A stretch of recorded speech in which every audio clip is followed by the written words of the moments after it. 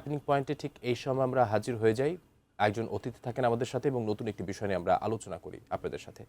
দর্শক, আজকের বিষয়টি আপনার আমার খুবই পছন্দের একটি বিষয়। বিশ্বকাপের বাকি ২২ দিন।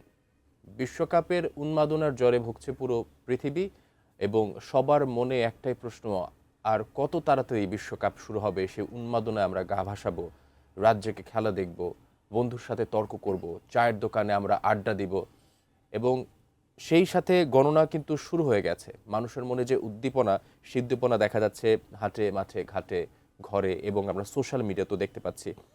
এবারে বিশ্বকাপ নতুন পুরনো খেলোয়াড়দের সংমিশ্রণে একটি অন্যরকম বিশ্বকাপ, উন্মাদনময় বিশ্বকাপ হতে যাচ্ছে এবং এই যে ফুটবলের এই মহারণের কৌশল, অভিজ্ঞতা এবং তরুণ শক্তির মিশেলে তৈরি হচ্ছে যে একটি নতুন ইতিহাসের মঞ্চ, সেই বিষয় নিয়ে আজকে আমরা আলোচনা করব আমাদের আগত অতিথির সাথে। আমাদের সাথে যুক্ত আছেন সনদ বাবলা, স্পোর্টস এডিটর। আগামীর সময় আপনাকে স্বাগত। ধন্যবাদ ভাই, এই উন্মাদনাটা আপনিও টের পাচ্ছেন, আপনি স্পোর্টস নিয়ে কাজ করছেন। আমরা যারা আসলে খেলাপ্রেমী, ফুটবল প্রেমী এবং আমরা বাঙালিরা তো ফুটবল খুবই আমাদের শেকড় বলা যায় বা আমাদের মনের একটা আনন্দের জায়গা। সেই জায়গা থেকে আপনার ভিতর উন্মাদনা কতটুকু এবং এবারে বিশ্বকাপ আসলে প্রতিদ্বন্দ্বপূর্ণ একটা বিশ্বকাপ হতে যাচ্ছে বলা যাচ্ছে, আপনার দৃষ্টিভঙ্গি জানতে চাচ্ছি। ধন্যবাদ আপনাকে। হ্যাঁ, অবশ্যই প্রতিদ্বন্দ্বিতাপূর্ণ এবং যেহেতু এবার প্রথমবারের মতো অনেক বেশি টিম, সেটা একটা জায়গা, সেটা একটা ভালো দিক যে হলো বেশি টিমের খেলার একটা ভালো দিক হলো আপনার হলো যে বড় টিমগুলো খুব সম্ভবত সবগুলো বড় টিমেই ফার্স্ট রাউন্ডটা উতরে যাবে। ফার্স্ট রাউন্ডে কোনো খুব বেশি মানে এখানে খুব ডেথ গ্রুপ বলে এমন এমন খুব বেশি কিছু নাই। আমিও দেখলাম না 12টা গ্রুপের ভিতরে। হ্যাঁ, খেলাটা আসলে হলে যে ওয়ার্ল্ড কাপটা শুরু হবে এর পরের রাউন্ড থেকে। খুব দারুণ বলেছেন। হ্যাঁ, এর পরের রাউন্ড থেকেই মেইন খেলাটা শুরু হবে, কারণ তখন হলে যে বড় দলগুলো নিজেদের মধ্যে লড়াই হবে। তো সেই জায়গা থেকে ধরলে হলে যে এবারের ওয়ার্ল্ড কাপের আবার সময়টা বোধহয় একটু বেড়েছে, কয়েকদিন বেড়েছে, কারণ সাধারণত এক মাসেই হয়। এবার এবার যেহেতু খেলা বেশি, এই জন্য 48টা দল আছে প্রায় 12টি। হ্যাঁ, সেটা একটু বেশি। আর উন্মাদনা যদি বলেন, বাংলাদেশ সবসময় হলে যে নিজেদের ফুটবল যেখানেই থাকুক সবসময় বিশ্বকাপমুখী। একদম। সেটা এটা এক ধরনের, এইটা নিয়ে হয়তোবা দেখবেন কোনো এক সময় এইটা নিয়ে গবেষণা হতে পারে যে হলে যে এই দেশটা ফুটবলে ভালো করে না, দেশটার মানে ফুটবল ঐতিহ্য আছে, কিন্তু হলে যে বর্তমান ফুটবল বা হলে যে আরও 20-25 বছরের ফুটবল নিয়ে যদি দেখেন, আমাদের এই ফুটবলটা এমন কোনো জায়গায় নেই এবং কোনো সাকসেসও নাই। তো কিন্তু সেই একটা জাতি যারা হলে যে আবার মানে ওয়ার্ল্ড কাপ আসলে বা এরকম কোনো টুর্নামেন্ট আসলে তারা একদম ঝাঁপিয়ে পড়ে। এটা কেন পড়ে? এইটার নিয়ে আমার মনে হয় যে হলে যে কোনো একদিন এটা নিয়ে মানুষ তো অনেকভাবেই গবেষণা করে, সেটা নিয়ে একটা গবেষণা হতে পারে। কারণ হলো যে এই অনেকেই বলে যে এইরকম যারা আছে, যারা হলো যে ব্রাজিল, আর্জেন্টিনা, এই দুইটা দলের নামে একটা পুরো একটা মাস বা তারও আগে থেকে গলা ফাটায়, তাদের ফুটবলটা কেন এরকম? এইটা একটা বড় প্রশ্ন। এই প্রশ্নটা পরে আসছি। আরেকটা হলো যে ধরেন যে এই যে ব্রাজিল, আর্জেন্টিনা অলরেডি আপনি দেখবেন সোশ্যাল মিডিয়ায় শুরু হয়ে গেছে বেশ আগে থেকেই। একদম সোশ্যাল মিডিয়ায় শুরু হয়ে গেছে। এইটা আমার খুব কামনা থাকবে এইটা যেন কোনো আমাদের জন্য অন্তর্ঘাতমূলক বা বলে যে কোনো বড় অ্যাক্সিডেন্টাল কিছু না হয়। যেমন এরকম আমরা নিউজ করেছি যে ব্রাজিলের বা আর্জেন্টিনার ফ্ল্যাগ বাঁধতে গিয়ে কারেন্টের বিদ্যুৎ স্পৃষ্ট হয়ে মারা গেছেন। এরকম মানে এইরকম দুই পক্ষের মধ্যে দুই পক্ষের মধ্যে আবার হলে যে তর্কাতর্কি, হাতাহাতি, এগুলো যেন না হয় আর কি। যা খেলাটা উপভোগ করার জন্য ভালো। তো টিম ধরতে গেলে আপনি যদি টিম হিসেবে চিন্তা করেন, তাহলে হলে যে সবসময়ই যারা ভালো খেলে ওয়ার্ল্ড কাপে, যাদের ঐতিহ্য আছে ওয়ার্ল্ড কাপ জেতার, শেষ পর্যন্ত তারাই জেতে। এটা হলো যে এটা একটা ওয়ার্ল্ড কাপের একটা ফেনোমেনা যে এর বাইরে কোনোভাবেই আসে না। তো আপনি বলতেছিলেন, আমরা আগে আমি একটু যে যুক্ত করতে চাই, আসলে ইউরোপিয়ান দল নাকি আমেরিকান দল, কোন দলগুলোকে আসলে আপনি লাতিন আমেরিকার কোন দলগুলোকে এগিয়ে রাখবেন এবার বিশ্বকাপে? আমি আসলে সবসময় ইউরোপিয়ান দলগুলোকে এগিয়ে রাখবো। আচ্ছা, সব এগিয়ে রাখার কারণ হলো যে তারা টেকটিক্স, তারা হলে যে মাঠের খেলা, তাদের হলে যে ফিটনেস, সব কিছুতে তারা এগিয়ে থাকে। সব কিছুতেই তারা আধুনিক ফুটবলে আসলে ইউরোপে হলে যে ফুটবলের আঁতুড়ঘর বা- আধুনিক ফুটবলটা হলে যে একদম ইউরোপ ছাড়া আর কেউ নাই এখানে। আচ্ছা, এখানে আমরা নাইলে আপনার ব্রাজিল আর্জেন্টিনা থেকে প্লেয়ার এসে ইউরোপের তো লিগ খেলে, একদম। ওইখানে তো ওইখানে তো তাদের সেই অবকাঠামো বলেন, তাদের লিগের সেই অবস্থা নেই।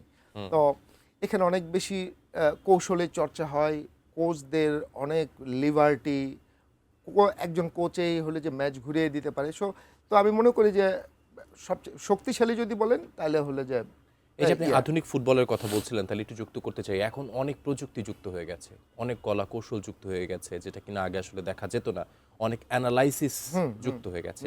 সেক্ষেত্রে আসলে গতি, তরুণ গতি নাকি এই অভিজ্ঞতা এবং এই যে প্রযুক্তি, এই সংমিশ্রণ প্রয়োজন, নাকি আসলে তরুণ যুবারাই সবসময় ফুটবল দলকে এগিয়ে নেয়? কি বলবেন আপনি আসলে? না, তারুণ্যের সঙ্গে যদি এই প্রযুক্তি, এই ইন্টেলিজেন্স যদি যোগ না হয়, তারপর হলে যে এটা যোগ না হলে এই ফুটবলটা কখনো সাকসেসফুল হয় না। শুধু তারুণ্য দিয়ে জেতাটা জেতা কঠিন, এখন খুবই কঠিন। তারপরেও হলে যে মানুষ ভালোবাসে সাউথ আমেরিকান ফুটবল। এটা হলে যে হয়তো বা আমাদের দেশের বা বা পৃথিবীর অনেক মানুষই মনে করে যে হলে যে মানে পায়ের খেলা, পায়ের যে শিল্পটা, এটা ওদের পায়ে দেখা যায়, সাউথ আমেরিকানদের পায়ে দেখা যায়। তো এই জন্য ওই খেলাটাকে হয়তো আম জনতা এটা খুব পছন্দ করে, এইভাবে খেলে। আর বলা হয় যে ইউরোপিয়ান ফুটবল তো অনেক বেশি টেকনিক্যাল, যে মানে রোবোটিকের মতো অনেকাংশেই, যে হলে যে রোবোটিকের মতো। আমি হয়তোবা পুরো ম্যাচ জুড়ে আমার হলে যে ডিফেন্সিভ স্টাইল থাকবে, কিন্তু আমি এক গোল দেওয়ার পর আর খেলা স্টপ করে দিব। আচ্ছা, এই ইউরোপিয়ানরা মানে ম্যাচ জেতার জন্য যা ওরা এই স্টাইলগুলো, এগুলো দীর্ঘদিন ইউরোপ ধরে থেকেই আপনি কাজ আসছে। করছেন স্পোর্টসের সাথে। সেই দৃষ্টিকোণ থেকে আমি যদি জানতে চাই, আপনার অভিজ্ঞতা জানতে চাবো এবং আপনার মতামত জানতে চাবো, কিন্তু এটা বিরতির পর আসছে আপনার কাছে। দর্শক, আপনারা দেখছেন হ্যাপেনিং পয়েন্ট। সময় হলো একটি বিরতির, সাথে থাকুন, ফিরছি একটু পর।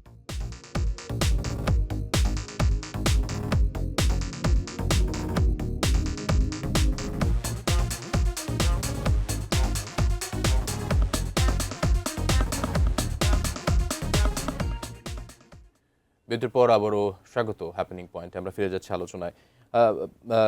আপনার কাছ থেকে জানতে চাচ্ছিলাম আপনার দীর্ঘদিনের অভিজ্ঞতা স্পোর্টস নিয়ে কাজ করতে। এবারে যে আর্জেন্টিনার স্কোয়াড এবং এই ব্রাজিলের স্কোয়াড নিয়ে আপনি কি বলবেন? এবং আমাদের তো সবচেয়ে বেশি উন্মাদনা এই ব্রাজিল আর্জেন্টিনা নিয়ে থাকে। আপনার অভিজ্ঞতা থেকে জানতে চাচ্ছি। ব্রাজিল আসলে হলে যে যদি ধরেন এবার ব্রাজিল টিমটা হয়তো ব্রাজিলের সমর্থকদের সঙ্গে হয়তো নাও মিলতে পারে, ব্রাজিল টিমটা আসলেই হলে যে খুব বেশি স্ট্রং না। স্ট্রং না, এবং নেইমারের ইনজুরির ভয়টা তো আছে। হ্যাঁ, ইনজুরি আছে। তারপর ব্রাজিল টিমের ব্রাজিলের সবসময় ঐতিহ্যগতভাবে যেই জায়গাটা ব্রাজিল সবসময় ব্রাজিলের স্ট্রং পয়েন্ট, সেটা হলো যে ব্রাজিল সবসময় দুইটা ভালো উইং থাকে ব্রাজিলের। রবার্তো কার্লোস, তারপর হলে যে কাফু, এরকম সব সময় দুইটা ভালো উইং থাকে। এবারের ব্রাজিলে কোনো সেই অর্থে কোনো উইঙ্গার নেই যারা আপনার এটাকে হেল্প করবে। আর হলে যে ডিফেন্সটাও খুব ভালো না। ডিফেন্ডার মিলিতাও ইনজুর্ড, তো ডিফেন্সটাও ভালো না।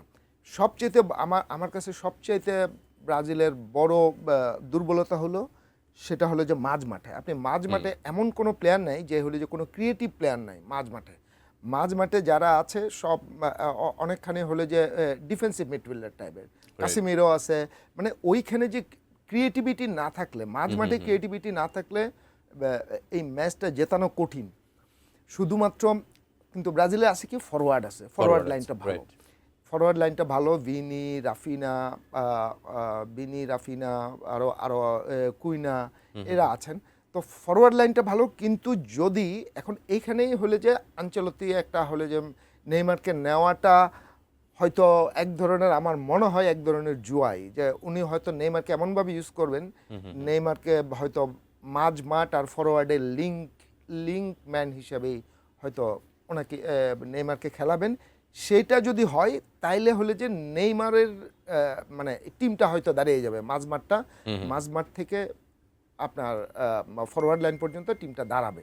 টিমটা ভালোভাবেই দাঁড়াবে। এটা একটা মনস্তাত্ত্বিক ব্যাপারও যে নেইমার দলে আছে, তারপরও আছে আর হ্যাঁ, কি। নেইমার আপনার ওয়ার্ল্ড কাপ জিততে হলে, ভালো করতে হলে আসলে যে কোনো টিমে একটা এক্স ফ্যাক্টর দরকার। ব্রাজিলের হলো যে নেইমারটাই হলো যে এক্স ফ্যাক্টর। যদি আপনি নেইমারকে বাদ দিতেন, আসলে বাদ দিয়ে যদি বলতেন আমি এই টিম নিয়ে আসলে বাজি ধরাটা খুব কঠিন ছিল। এখন রিয়েলি হলো যে আসলে ব্রাজিল নিয়ে বাজি ধরা যায়। যদি হলো যে আরেকটা হলো যে নেইমারের ব্রাজিল টিমের বড় শক্তির জায়গা হলো ব্রাজিলের কোচ, যেটা দীর্ঘদিন ধরে ব্রাজিলে মিসিং ছিল। আনচেলত্তি রিয়েলি হলো যে সে এটা হলো যে মানে উনি জানেন মানে একটা গুড গাইডেন্স আছে আর কি। টুর্নামেন্ট কিভাবে জেতাতে হয় লিগের চেয়ে উনি হলো যে টুর্নামেন্টের সবচেয়ে এই মুহূর্তে সবচেয়ে ভালো কোচ, সারা ওয়ার্ল্ডে 1 নম্বর কোচ আমি মনে করি। লিগ হয়তো ওইভাবে না, কিন্তু তো ব্রাজিলের এই জায়গাটা আছে। এখন আর্জেন্টিনা হলো যে ইয়াং প্লেয়াররা খুব ভালো খেলতেছে এবং 55 দলের একটা স্কোয়াড তারা ইয়ে করেছে, বিশাল বড়। এটা আসলে কেমন প্রভাব ফেলতে পারে এখনো তারা আসলে চূড়ান্ত দল ঘোষণা করেনি, যদি আপনি বলছিলেন 28 তারিখ পর্যন্ত সময় আছে। কি বলবেন আর্জেন্টিনার এবারে যে স্কোয়াড সম্পর্কে বা কৌশলগত সুবিধা আর্জেন্টিনা টিমটা হলে যে আপনি গত ওয়ার্ল্ড কাপ থেকে যদি ধরেন, টিমটা হলে যে বেশ ভালো শেপে আছে এবং খেলছেও ভালো। এখানে ইয়াং প্লেয়াররাও ভালো খেলছে। বরং হলো যে ধরেন যে ডিমারিয়া চলে গেছে, ডিমারিয়া অবসরে চলে গেছে, তাতেও কোনো টিমের মধ্যে কোনো প্রভাব পড়ে নাই। তো এইখানেও সবসময় হলে যে বড় একটা গাইডেন্স বা বড় মেসির থাকাটা একটা টিমের জন্য একটা বাড়তি উদ্দীপনা। সেটা ইয়াংস্টারদের জন্য হোক আর অন্যান্যদের জন্য হোক। মাঠে আমার মনে হয় না নেইমার ফুল ম্যাচ খেলাবে কিনা নেইমারকে, হয়তো এটা জানি না, ইনজুরিজ ইস্যুসগুলো থাকবে। কিন্তু নেইমারকে হলে যে আর্জেন্টিনা যদি এগিয়ে যায়, যদি আপনার রাউন্ড অফ 16 থেকে দেখবেন যে হলে যাওয়া, তখন হয়তো মেসি হলো যে সবগুলো ম্যাচে হয়তো মেসি খেলবে। বিগ ম্যাচগুলোতে মেসির উপস্থিতি একটা হলে যে একটা ইম্পর্টেন্স ক্যারি করবে বিগ ম্যাচ। এটা ধরাই যাচ্ছে। এবং আপনি যেটা বলছেন, এবার আসলে আমি দেখছি আসলে গ্রুপ পর্বের খেলাটা অনেকটা আমাদের যে অভিজ্ঞ দলগুলোর জন্য ওয়ার্ম আপ বলা যেতে পারে। যেমন আমরা যেহেতু দেখছিলাম বিরতিতে আসলে কোন কোন দলগুলো আছে, তেমন একটা ধারযুক্ত কোনো দল আসলে নাই খুব।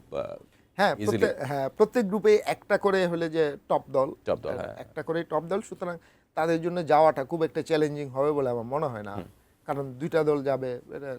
আমি একটু দৃষ্টি আর্জেন্টিনা এবং ব্রাজিল থেকে সরিয়ে একটু দিতে যাচ্ছি ফ্রান্সের দিকে এবং পর্তুগালের দিকে। পর্তুগালের ক্রিস্টিয়ানো রোনালদো কিন্তু দারুণ ফর্মে আছে এবং 41 বছর বয়সী এখন সে বর্তমানে। কি বলবেন আপনি আসলে? রোনালদো হলে যে আসলে আনবিলিভেবল, মানে একটা মানুষ মানে তার খেলার জন্য যে এই রকম ডেডিকেশন, মানে একটা ওয়ার্ল্ড কাপ জেতার জন্য বা ওয়ার্ল্ড কাপটা খেলার জন্য এই 41 বছর বয়সে মানুষ এইভাবে মানে মানসিকভাবে শারীরিকভাবে তৈরি থাকতে পারে, এটা হলো যে রোনালদোকে না দেখলে বোঝা যায় না। খেলাটাকে সে ভীষণ এনজয় করে। এই তো সে চায় যে হলো যে একটা ওয়ার্ল্ড কাপ, যেটা হলে তো মেসির ক্ষেত্রেও যদি মেসিরও অপূর্ণতা থাকতো যদি ওয়ার্ল্ড কাপটা না জিততো, রোনালদোর ক্ষেত্রেও তাই। আমাদের হয়তো বা আমাদের এই জেনারেশনের আমাদের একটা বড় সৌভাগ্য যে হলো যে আমরা দীর্ঘ প্রায় 20 বছরে আমরা হলে যে এই প্ল্যানেটের সবচেয়ে ট্যালেন্টেড এবং দুটা টপ ইতিহাসের দুটা টপ ফুটবলারের খেলা দেখে আমরা বড় হয়েছি। একদম মেসি রোনালদো। এবার ব্যালন ডি'র মেসি জিতলে, পরের বার জিতে রোনালদো, এবং হলো যে দুইজনের এমন একটা হলো যে লড়াইটা ছিল, সেটা ছিল উপভোগ করার মতো। তো আমিও মনে হয় মানে আমিও চাই যে হলে যে এরকম একজন টপ ক্লাস ফুটবলার, যে ইতিহাসের one of the great footballer, তারও তো বিদায়টা ওয়ার্ল্ড কাপ দিয়ে হতে পারে, হলে অসুবিধাটা কি? হ্যাঁ, এবং আমরা যদি লিস্টটা দেখি তারা কিন্তু টপ 5-এ আছে। হ্যাঁ, পর্তুগাল আমি মনে করি পর্তুগালের মিডফিল্ড হলো এই ওয়ার্ল্ড কাপের সেরা মিডফিল্ড পর্তুগালের। আপনি বার্নার্দো সিলভা, ফার্নান্দেজ, তারপর হলো যে এই সময়ের একদম নাম্বার 1 মিডফিল্ডার ভিতিনা। তা এইটা হলে যে এটা এই যেই মিডফিল্ড আছে, এই মিডফিল্ডটা যদি ভালোভাবে যদি ওয়ার্ক করে, পর্তুগাল আসলে অনেক কিছু করতে পারে। পর্তুগালের স্ট্রেংথ হিসেবে পর্তুগাল খুব ভালো। পর্তুগালের টিম স্ট্রেংথ ভালো। এখন ধরেন যে হলে যে আলটিমেটলি তো গোল করাটাই হলে যে মেইন, সেটা দেখা যাক সেটা কি হয়। আর ফ্রান্স হলো ফ্রান্সে হলে যে ট্যালেন্টের অভাব নাই। ট্যালেন্টের অভাব নেই, একদম। আপনি এমবাপ্পে, তারপর হলো যে দেমবেলে, মাঝমাঠেও অনেক, সুয়ামেনি থেকে শুরু করে অনেক প্লেয়ার। মানে ফ্রান্স টিম এবারও বলতে হয় যে ফ্রান্স টিম চাইলে হলে যে 2টা টিম গড়ে তারা ওয়ার্ল্ড কাপে নিতে পারে। একদম একদম ঠিক বলেছেন। এত বেশি প্লেয়ার, তাদের ট্যালেন্টেড প্লেয়ারের সংখ্যা। তো ফ্রান্সের সম্ভাবনা সবসময় থাকবে। এই সময়ের মধ্যে দেখবেন যে হলে যে ভবিষ্যতে সামনের দিনগুলোতে গেলেও দেখবেন যে ফ্রান্সের সম্ভাবনা সবসময় থাকবে। আমার কাছে এটার একটা বড় কারণ হলো যে আশেপাশে যে আফ্রিকান কান্ট্রিগুলো আছে, ওইখান থেকে ওরা হলে যে অনেক বেশি ট্যালেন্ট ফ্রান্সে চলে আসে। আলজেরিয়া, আরও অন্যান্য আফ্রিকান কান্ট্রি থেকে এইখান দেখবেন হলে যে বড় বড় প্লেয়াররা সব ওইখানকার বংশোদ্ভূত, আফ্রিকান বংশোদ্ভূত। একদম একদম। এইখানে মানে তাদের কখনো এই আর ট্যালেন্টের বোধহয় আর কখনো অভাব সামনে যে আর কিছুদিন মাত্র কাউন্টডাউন চলছে, 22 দিন আছে বিশ্বকাপের, অনেক বড় একটা মহাযজ্ঞ আগামীর সময় খুব নতুন যাত্রা শুরু করেছে, আমরা জানতে পেরেছি। আপনি স্পোর্টস এডিটর হিসেবে আছেন, এই স্পোর্টস উন্মাদনা মানুষের মাঝে পৌঁছে দেওয়ার জন্য আপনারা কতটা প্রস্তুত? আসলে আমাদের পত্রিকাটা সবে বেরিয়েছে, আমাদের কিছু প্রস্তুতি তো অবশ্যই আছে, যে হলে যে কারণ সবসময় এই ইভেন্টটা তো পাওয়া যায় না। আর এই ইভেন্টটা করতে পারাটা যেমন একটা হলো যে সৌভাগ্যের ইস্যু, আরেকটা হলো যে এই ইভেন্টে আপনি চাইলে, আপনি যদি এফোর্ট দেন, আপনি সাকসেসফুল হতে পারবেন। তো আমরা সেটা চেষ্টা করব, নিশ্চয়ই চেষ্টা করব। আমাদের ডিফারেন্ট কিছু জিনিস হয়তো বা থাকবে, আমাদের সেই রকম প্ল্যান করে আগামী সময়ে এগুচ্ছে। আমরা চাই যে হলে যে এই ওয়ার্ল্ড কাপটাকে দর্শক যা চাচ্ছে সেই ধরনের সংবাদ অবশ্যই আপনারা প্রচার করবেন। আপনাদের জন্য শুভকামনা রইল। সেই ক্ষেত্রে আমি যুক্ত করতে চাচ্ছি, এবারে বিশ্বকাপ আসলে কোন দল ডার্ক হর্স হতে পারে এবং কোন নতুন একজন অভিজ্ঞ, তার মানে মানুষের স্পটলাইট পড়তে পারে কোন নতুন খেলোয়াড়ের দিকে আপনার মনে হচ্ছে সে খুব ভালো একটি ছাপ ফেলতে পারে এবার বিশ্বকাপে? এবারের বিশ্বকাপে ধরেন যে নতুন খেলোয়াড় বলবো কি, অনেকদিন ধরেই খেলতেছে, জামাল মুসিয়ালা আছে জার্মানির জামাল মুসিয়ালা অর ইয়ামাল, অথবা ইয়ামাল, এই দুইটা প্লেয়ার ইয়ামাল যদিও প্রথম 2টা ম্যাচ মিস করতে পারে, শুরু 2টা ম্যাচ মিস করতে পারে, কারণ এই 2টা প্লেয়ার খুব এক্সাইটিং প্লেয়ার। এরা স্টার হয়ে ওঠার ভালো চান্স, মানে ওয়ার্ল্ড কাপ স্টার। এবং খেলা চলতে চলতে অনেকের মধ্যেই আসলে আমরা প্রতিভা আরো ভালোভাবে দেখতে পারি এবং সে স্পটলাইটটা নিয়ে নিতে পারে। আমরা নতুন কোনো হয়তোবা মেসি, নতুন কত হয়তোবা রোনালদো হয়তোবা আমরা দেখতেই পাচ্ছি সামনে বিশ্ব। অসংখ্য ধন্যবাদ। এই উন্মাদনা এবং আবেগ কোটি মানুষের মনে আরো ছড়িয়ে যাক এবং খুব তাড়াতাড়ি খেলা শুরু হয়ে যাক, আমরা আনন্দের সাথে সেই খেলা উপভোগ করব। অসংখ্য ধন্যবাদ আমাদের সাথে যুক্ত হওয়ার জন্য। আপনাকেও অসংখ্য ধন্যবাদ। আমরাও চাই সবাই মিলে আমরা ওয়ার্ল্ড কাপ দেখি, আমরা এনজয় করি। ধন্যবাদ। দর্শক, এই ছিল আজকের হ্যাপেনিং পয়েন্টের সাথে থাকার জন্য ধন্যবাদ সবাইকে।